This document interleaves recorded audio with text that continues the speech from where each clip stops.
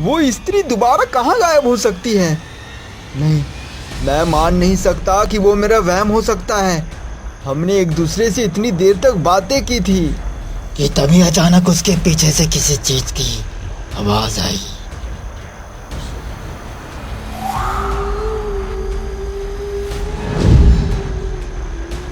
मुझसे गलती हो गई, मुझसे गलती हो गई। तुम्हारी ख्वाहिश पूरी हुई और अब मैं अपनी ख्वाहिश पूरी करूंगी।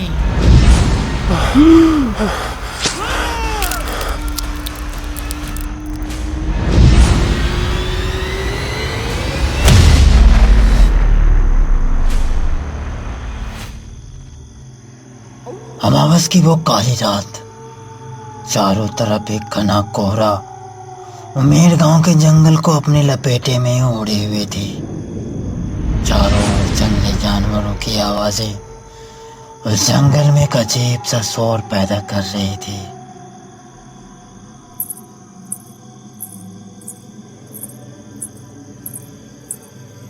रुकिए, इतना कहते ही वो स्त्री वहीं पर रुक गई। जब उसने देखा कि वो वही कोरे बदन और नीली साड़ी वाली लड़की उसकी नजरों के सामने खड़ी है, तो उसके दिल का धड़कन अचानक से तेज हो गया। मानो जैसे उसके दिल पर एक साथ हजारों छुरियां चलने लगी हो। अभी भी वो स्त्री विक्रम की ओर मुड़ी नहीं थी। विक्रम की आंखें उस नीली साड़ी वाली स्त्री के कोरे बदन का दीवाना हो चुका था।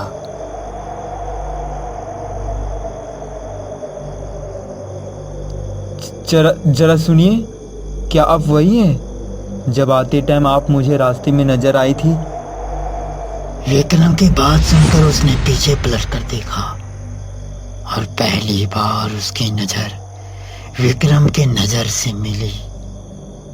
पीछे से जो लड़की उसे पागल करे जा रही थी, सामने से वो और भी भला के खूबसूरत लग रही थी। जी, मैं वही हूँ, उसने मुस्कुराते हुए कहा। उस स्त्री के बोलने का अंदाज विक्रम के अंदर और हिम्मत पैदा कर दी। कितनी ताज्जुब की बात है, इतनी सुनसान इस काली अंधेरी रात में आपको देखना केवल मेरे ही नसीब में था लगता है। ये देखकर आपको डर नहीं लगा कहीं में कोई बला हुई तो? सच कहूँ तो आप एक खूबसूरत बला ही नजर आ रही हो।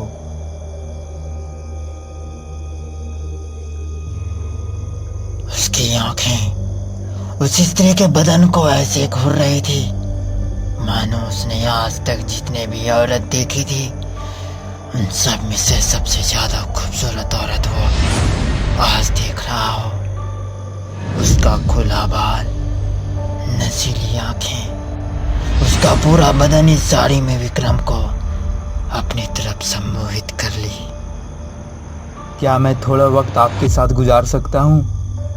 आप शहरी लोगों का यही होता है, पहले तो आप मुझ जैसे गांव की भूरी भारी लड़कियों को अपनी बातों में फंसा लेते हैं और जब आपका काम पूरा हो जाता है तो पता नहीं अचानक कहाँ गायब हो जाते हैं। देखिए, ऐसी बात नहीं है, सभी शहरी लड़के एक जैसे नहीं होते। अच्छा, ऐसी बात है तो बताइए, वक्त गुजारते समय अगर हम करीब आ गए तो क्या आप मुझसे शादी करेंगे? यह सवाल भी उस स्त्री ने बड़ा ही मनमोहक अंदाज में किया,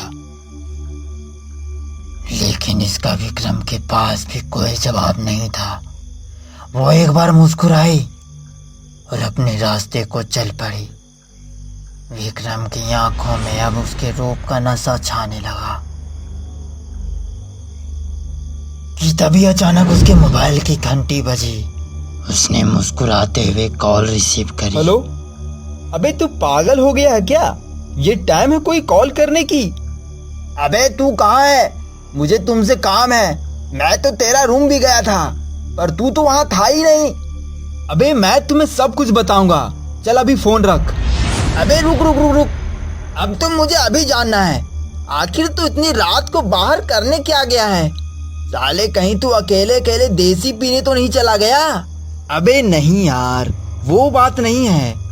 तो साले इतनी रात को तू बाहर क्या घंटा बजाने गया है? अबे तू समझ नहीं रहा है तो समझा ना, बात को इतना घुमा फिरा क्यों रहा है?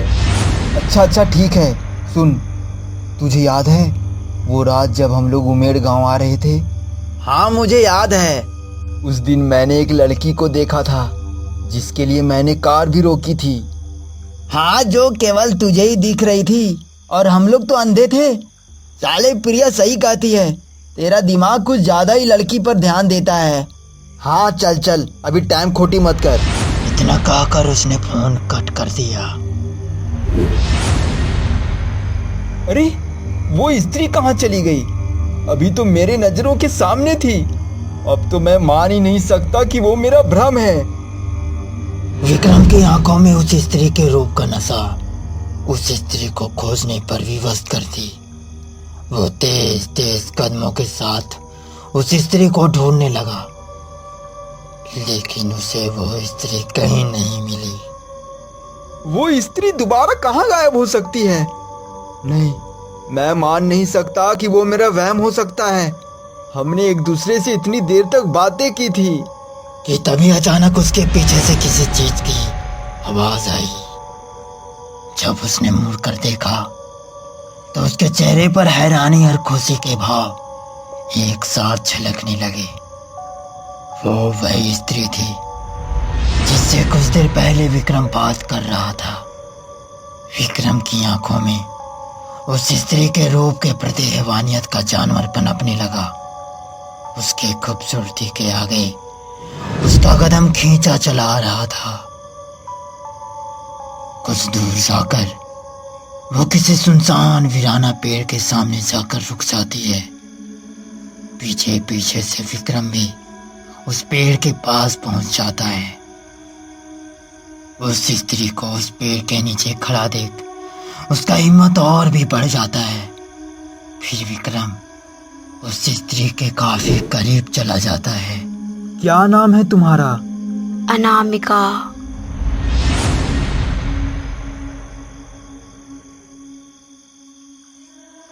अब वो दोनों ही एक दूसरे की आंखों में पूरी तरह से खो गए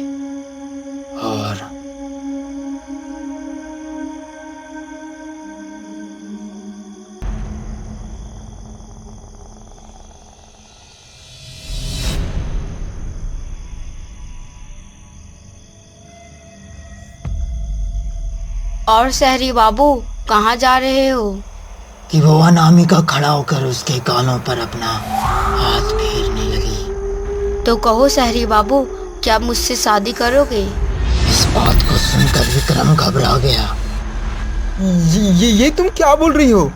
हम दोनों के बीच जो कुछ भी हुआ उसमें तुम्हारी भी मर्जी थी, और ये शादी वाली बात कहाँ से आ गई? इन बातों को सुनकर अनामिका के हाव भाव बदलने लगे।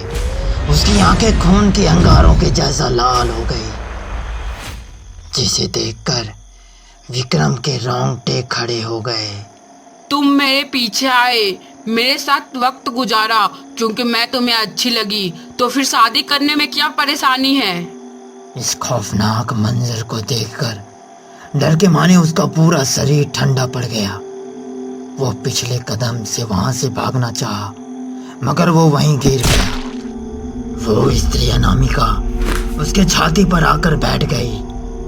मुझसे गलती हो गई, मुझसे गलती हो गई। गलती तो मुझसे हुई थी, जो मैंने तुम जैसे शहरी बाबू पर भरोसा कर उसको सब कुछ अपना मान लिया था। इसमें मेरी क्या गलती है? तुम मुझे यहाँ क्यों लाई हो? तुम्हें मैं यहाँ नहीं, बल्कि तुम्हारी आंखों की हवस यहाँ तुम्हें खींच लाई है। तेरी गलती बस इतनी है कि तुम्हारी सोच भी उसकी जैसी है। तुम्हारी ख्वाहिश पूरी हुई और अब मैं अपनी ख्वाहिश पूरी करूंगी। इतना कहकर अपने तेज पंजों से एक ही झटके में उसका कलेजा बाहर निकाल दिया और किसी जंगली भेड़िए की तरह उसके कलेजे को खाने लगी। ये विक्की, वो देख क्या हुआ? अरे वो वही स्त्री है जिसका मैं पीछा करते करते यहाँ तक पहुँच गया। ओम यच्छ देवाय नमः।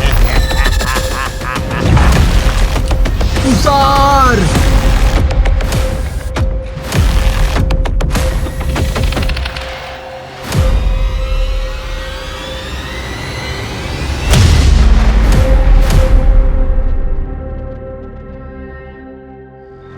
विक्की उस डरावनी पूर्णिमा की रात को कभी नहीं भूल सकता, जिस रात उसने अपना सबसे अच्छा दोस्त तुषार को खो दिया। तुषार! उसने जोर से चीख लगाई, लेकिन जब उसकी आंखें उस स्त्री को देखी तो उसके भयानक रूप को देखकर उसके रोंगटे खड़े हो गए। उस दिन विक्की और उसका दोस्त तुषार दोनों ऑर्केस्ट्रा देखने गए थे। विक्की ने कभी ऑर्केस्ट्रा नहीं देखा था, इसलिए तुषार उसे ऑर्केस्ट्रा दिखाने ले आया था। ऑर्केस्ट्रा के गाने और उस गाने पर झूमते हुए वहां के पब्लिक विक्की को काफी मजा आ रहा था। बस डर इस बात की थी कि उनके घर वालों को ऑर्केस्ट्रा वाली बात पता न चल जाए, वरना उन दोनों की खैर नहीं। रात के 2 बज चुके थे। वे दोनों अपने अपने घर लौट रहे थे। पूर्णिमा की इस रात में चांद का मध्यम रोशनी और हल्की हल्की हवा के झोंके जब उनके शरीर को छू कर निकल रही थी तो उन्हें ऐसा लग रहा था कि उनका शरीर एकदम ऊर्जा से लबालब भर चुका हो। इस तरह की ऊर्जा को वो पहली बार महसूस कर रहे थे। लेकिन दूसरी तरफ दिल में एक डर सा भी बना हुआ था, क्योंकि जल्दी घर पहुंचने के चक्कर में उन्होंने जो शॉर्टकट रास्ता चुना था वो काफी सुनसान और डरावना लग रहा था। ओम यच्छ देवाय नमः, ओम यच्छ देवाय नमः। हे यच्छ देव, मुझे मेरी एक गलती ने मुझे इस सुनसान जंगल में कैद कर दिया है। मुझे मेरा अपना साधक चाहिए।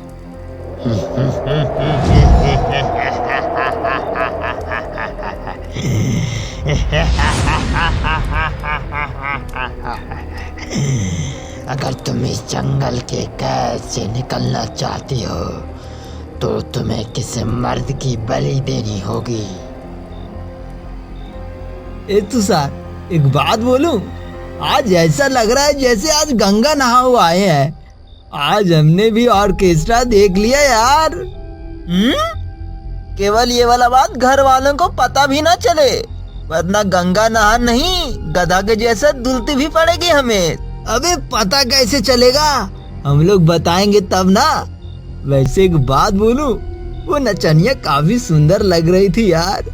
विक्की और तुषार इसी तरह बातें करते हुए रात के सन्नाटे में आगे बढ़े जा रहे थे, लेकिन कभी कभी दूर से आती सियारों की आवाजें सन्नाटे भरे माहौल को भय से भर देता। लेकिन वे दोनों साथ थे तो हिम्मत बनी हुई थी। यार तुषार, थोड़ा जल्दी चलना यार, घर जाने में कुछ ज्यादा ही देर नहीं लग रही। अरे चिल यार ब्रो, डरते क्यों हो? अरे विक्की, देखना देखना वो ऑर्केस्ट्रा वाली मोहिनी। किधर किधर? मुझे तो नहीं दिख रही यार। क्या यार विक्की, तुम भी लगता है जैसे उस ऑर्केस्ट्रा वाली मोहिनी में दिल आ गया तेरा है? क्या यार भाई तुषार, तुम भी। अबे मजे ले रहा हूँ चिल कर।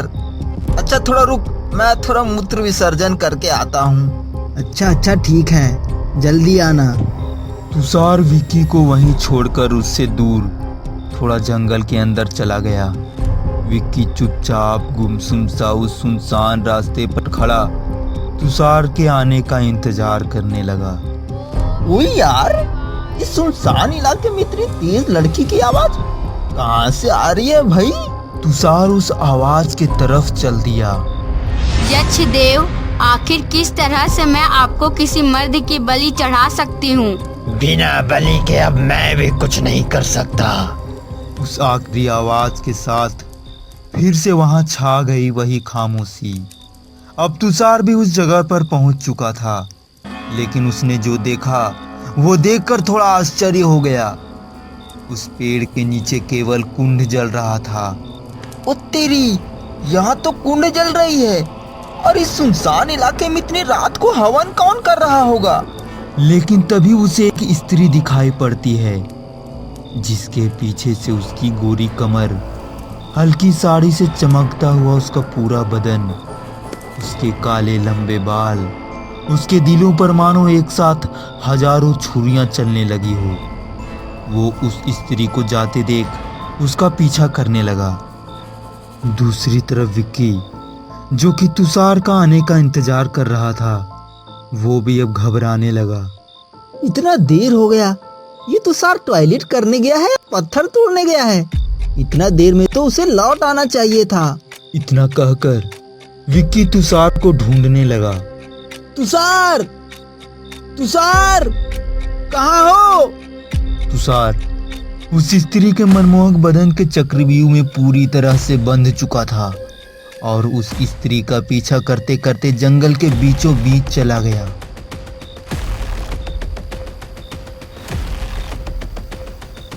अरे, वो स्त्री कहाँ चली गई? अभी तो मेरे नजरों के सामने थी। तभी अचानक उसके कंधे पर किसी ने हाथ रखा। वो कोई और नहीं बल्कि विक्की खुद था। अबे तुषार, तू मूतने गया था या घूमने? और तू किस स्त्री के बारे में बड़बड़ा रहा था? साले कहीं तुझे चुड़ैल उड़ैल तो नहीं दिख गई? अबे नहीं यार, मैंने सच में एक स्त्री को देखा और उसी का तो पीछा करते करते यहाँ तक पहुँच गया। अबे तुषार, तू सच में पागल हो गया है। इतनी रात को और सो भी इतनी सुनसान इलाके में तुझे स्त्री किधर से दिख गई? अबे यार विक्की, अब मैं तुम्हें कैसे समझाऊं? मुझे कुछ नहीं समझना, बस घर चल। अबे देखना कितनी रात हो चुकी है, मुझे बहुत घबराहट हो रही है यार। तभी तुषार को वो स्त्री दोबारा दिखती है। ये विक्की, वो देख, क्या हुआ? अरे वो वही स्त्री है जिसका मैं पीछा करते करते यहाँ तक पहुँच गया। हाँ यार तुषार, तू तो सही कह रहा था, लेकिन सबसे पहले हमें पता तो चले कि वो स्त्री आखिर इतनी रात को इस घने जंगल में करने क्या आई है। इसके बाद वो दोनों स्त्री का पीछा करने लगे, जहां वो स्त्री एक तालाब के किनारे आकर रुकी। वो दोनों झाड़ियों के पीछे से छिपकर उस स्त्री को देखने लगे। वो स्त्री बहुत देर तक उस तालाब के किनारे खड़ी उस तालाब को केवल घूर रही थी और अचानक बिना हिचकिचाए उस तालाब में उतर गई और स्नान करने लगी। वो दोनों आश्चर्य रूप से उस स्त्री को देखने लगे, लेकिन कुछ देर बीतने के बाद ही अचानक वो स्त्री चिल्लाने लगी और बचाव बचाव का गुहार लगाने लगी। तुषार उस स्त्री की सहायता करने के लिए आगे बढ़ा, लेकिन विक्की ने उसे रोक दिया। रुक जा तुषार, मैं तुम्हें इस तालाब में कूदने नहीं दे सकता। विक्की मुझे छोड़ दो, मैं उस स्त्री को अपने नजरों के सामने मरता नहीं देख सकता। तुषार ने उसकी बात नहीं मानी और उस स्त्री को बचाने के लिए तालाब में छलांग लगा दी। छलांग लगाते ही तुषार उस स्त्री को इधर उधर ढूंढने लगा, लेकिन वो स्त्री कहीं नहीं दिखाई दे रही थी। उसने सोचा कि वो स्त्री डूब चुकी होगी, इसलिए उसने गहरी सांसें ली और फिर से पानी में डुबकी लगाई। कुछ देर बाद वो नदी के सतह पर आया। मिली क्या? नहीं मिली। अबे तुषार, तूने क्यों इस मुसीबत को अपने गले मोल ली? विक्की धीमा आवाज में बुदबुदाया कि तभी अचानक वो स्त्री एक भयानक रूप को धारण किए उस पानी से बाहर आई और तुषार पर छलांग लगा दी। भाई, मुझे बचाओ! रात के अंधेरे में यह दृश्य विक्की को पूरी तरह से झंझोर कर रख दिया। डर के मारे उसका पूरा शरीर ठंडा पड़ गया। वह स्त्री तुषार के कंधे पर अपना दांत गड़ा दी और किसी जंगली भेड़िए की तरह एक ही झटके में उसका दिल बाहर निकाल लिया। तुषार! विक्की चिल्लाया और वो स्त्री तुषार को पानी के अंदर ले गई। वो आंखें फाड़ फाड़ कर नदी में देखता रहा। उसके आंखों में आंसू आ गए और वो समझ चुका था कि उस स्त्री ने उसके सबसे अच्छे दोस्त तुषार को मार डाला। विक्की इस सदमे को बर्दाश्त ना कर सका और अचानक उसके आंखों के सामने अंधेरा छाने लगा और वो उसी जगह बेहोश हो गया। अगर आपको हमारी कहानी अच्छी लग रही हो तो चैनल को सब्सक्राइब करें और ऐसे ही और वीडियो देखने के लिए चैनल पर बने रहें।